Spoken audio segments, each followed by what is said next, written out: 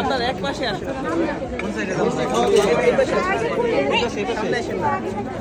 খুলবো পরে শরবত শরবত শরবত আনো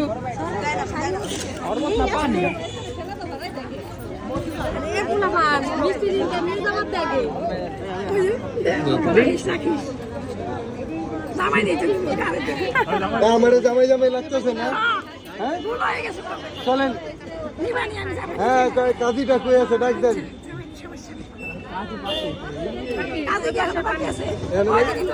আপনি তো জোয়ান আছে, একজনে নাতির নিল, এক ভাই নানি দাদি নিল।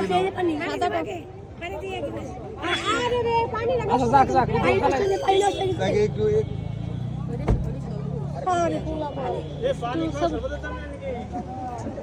শরবত খাওয়া মানে সমস্যা কি?